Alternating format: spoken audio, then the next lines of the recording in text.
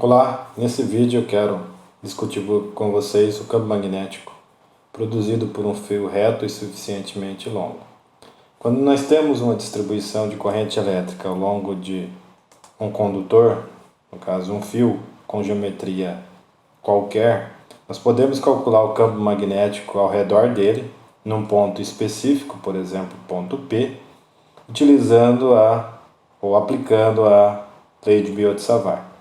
O que diz a lei de Biot-Savart? Que se dado um pequeno elemento de corrente de tamanho ΔS ou ds, o campo magnético produzido por esse elemento de corrente no ponto P será dado por essa expressão, onde eu tenho μ0 permeabilidade magnética e a corrente que está fluindo no condutor, dividido por 4π, vezes o vetor ds, produto vetorial com o vetor r, dividido por r quadrado, onde o vetor r é o vetor que está na direção da linha que é definida pelo ponto ou pela posição do elemento ds ao ponto P. No caso particular de um fio reto e longo, o resultado, a aplicação dessa equação para essa geometria, por onde circula uma corrente I, dá um valor de campo magnético ao redor do fio, expresso por essa equação, ou seja, o campo magnético vai ser μ0I sobre 2πa, onde A é a distância do eixo do fio, no caso esse eixo, até o ponto P, qualquer que você esteja considerando aqui em torno do eixo do fio. Além disso, a direção e o sentido são dados pelo produto vetorial, que aqui está sendo representado então pelas linhas de campo magnético, mostrando que o campo é circular e concêntrico em torno do eixo do fio.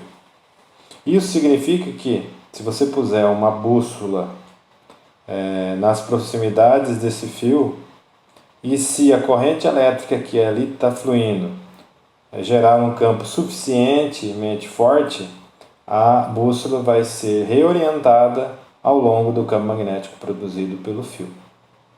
Por exemplo, se circularmos uma corrente de 1 ampere a um fio reto e longo e pusermos a bússola a uma posição que se encontra a 1 centímetro de distância, nessa posição vai haver um campo produzido pela corrente elétrica de 2,10 a menos 5 Tesla.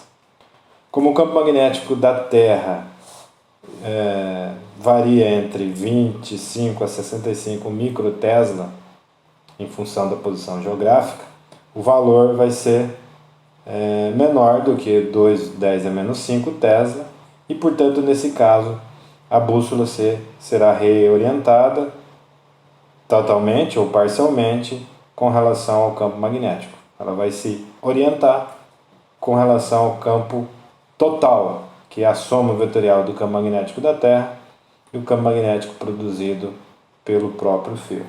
Em seguida eu mostro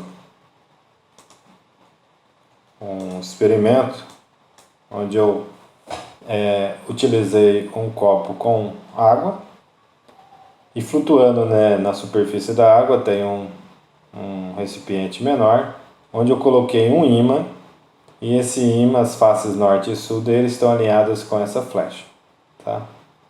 Ao soltar o pequeno recipiente, devido ao campo magnético da Terra, o ímã vai se alinhar na direção norte e sul, que é o que a gente vê em seguida.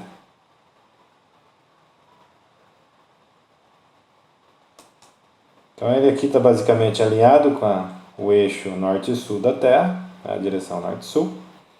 E agora, em seguida, eu coloquei um fio, tá? E por esse fio que está conectado a uma bateria e um amperímetro, juntamente com um resistor para limitar o valor da corrente em torno de 1 ampere, tá? Eu vou gerar um campo magnético próximo ao ímã que está aqui. Tá? E esse campo magnético vai ter um valor próximo ao que nós calculamos, então vai ser suficiente para realinhar ou parcialmente realinhar o ímã em direção às novas linhas de campo. E isso que a gente vê em seguida.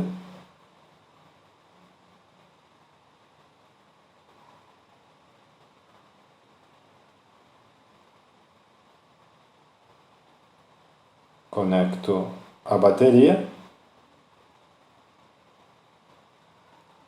Então, quando eu conecto, ele se alinha.